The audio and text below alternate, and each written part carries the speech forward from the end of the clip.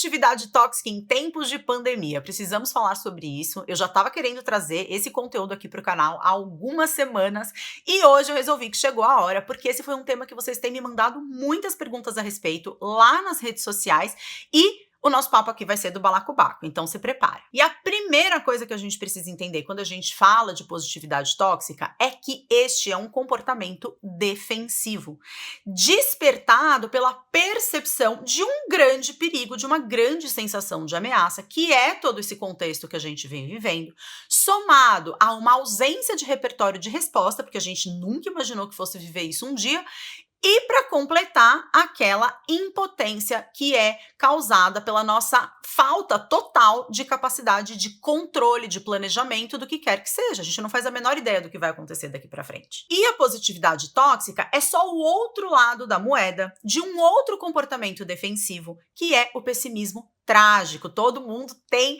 alguém no grupo de WhatsApp da família que tá nesse comportamento defensivo. Aquela pessoa que só se nutre de mensagens negativas, aquela pessoa que só fica ligada na tela da televisão, ou que começa a seguir perfis totalmente catastróficos nas redes sociais e que exclui eventualmente as coisas boas que poderiam estar vindo desse contexto todo que a gente está vivendo. Mas como assim, Flávia? Que coisas positivas que a gente pode tirar de uma situação como essa? Poxa vida, gente, já pensou se de repente o contexto da pandemia e do isolamento social fez com que casamentos que não estivessem mais dando certo, as pessoas finalmente entenderam que elas não têm mais que ficar juntas e se separaram? Conheço casos assim. Outra coisa, né? Um outro contexto que muitas vezes quem tem filhos sabe disso, do quanto que a gente está tendo oportunidade de conviver com os nossos filhos. Claro que dentro da minha bolha de privilégio, de quem já trabalhava em casa, eu sei que não é a realidade de muitas mães. Oi!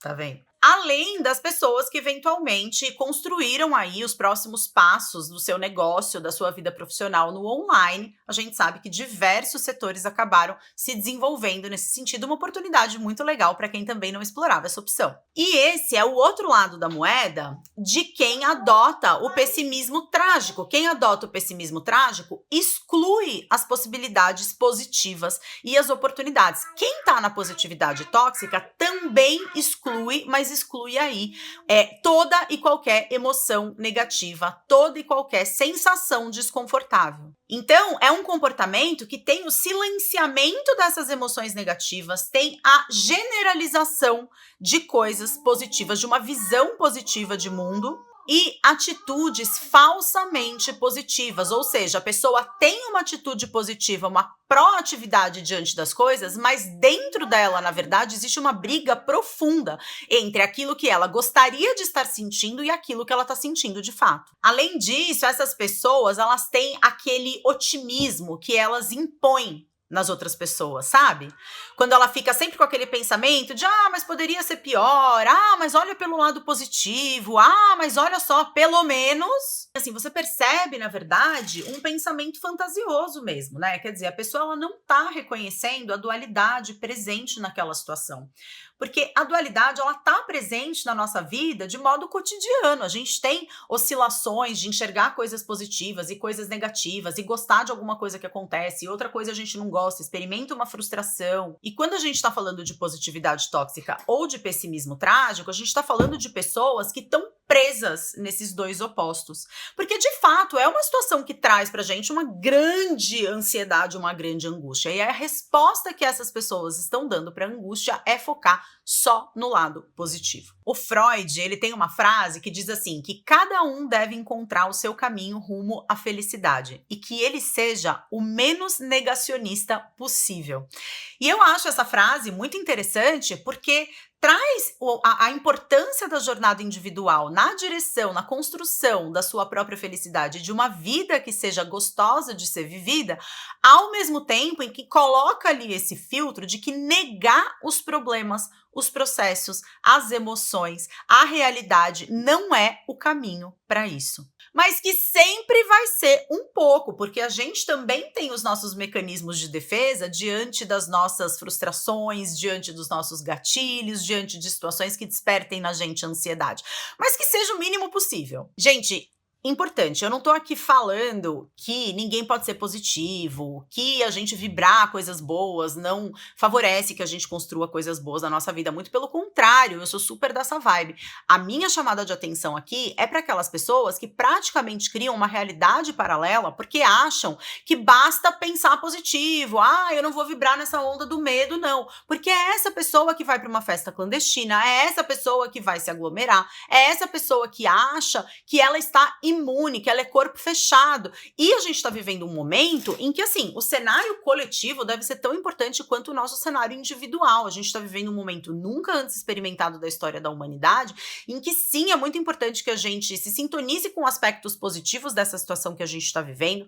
A resiliência é um dos recursos internos mais importantes, a gente só não pode tirar o pé da realidade. E já que eu falei da resiliência, eu acho importante trazer isso também, porque na resiliência existe uma integração dos aspectos que a gente está experimentando e um aprendizado que é colocado em prática numa direção mais positiva, numa direção mais construtiva. Então, quando eu tô falando de resiliência, eu tô falando dessa capacidade interna que a gente tem de pegar tanto o lado bom das situações que nos acontecem, quanto o lado ruim dessas situações, misturar as duas coisas, fazer ali a nossa própria escultura pessoal e tirar algo que faça com que seja mais fácil a jornada, que torne a jornada mais leve. Então a gente está falando, a positividade tóxica não é adaptativa. A positividade tóxica é um comportamento defensivo. A resiliência é adaptativa.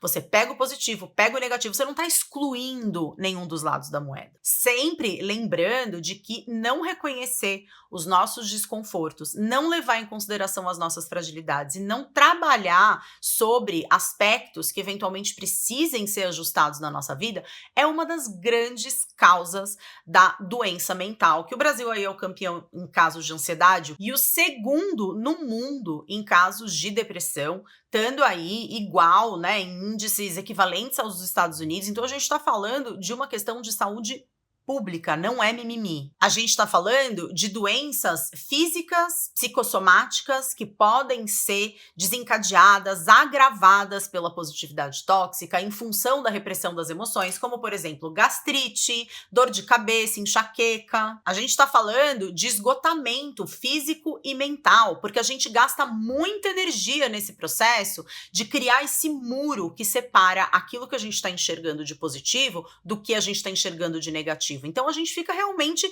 definhado. A gente está falando do desenvolvimento de uma visão extremamente ingênua, imatura e infantil do mundo, em que as coisas elas podem ser só boas, em que as coisas podem ser só incríveis, em que as coisas podem ser só construtivas, quando a gente sabe que do mesmo jeito que tem a noite, tem o dia, tem o sol, tem a lua, tem o frio, tem o calor, a gente vive no plano dos opostos. E a gente está falando também de uma maior vulnerabilidade à depressão, porque, gente, uma coisa é fato, se a gente está reprimindo a emoção, uma hora essa emoção vai pegar em algum lugar. Se não for num estômago, se não for num problema de pele, vai ser numa depressão, vai ser numa clínica psiquiátrica, psicossomática, muito mais agravada e muito mais intensa. E uma dica que eu tenho para passar para as pessoas que eventualmente possam ter se identificado com essa dinâmica é estar sempre muito consciente do que acontece dentro do corpo de vocês.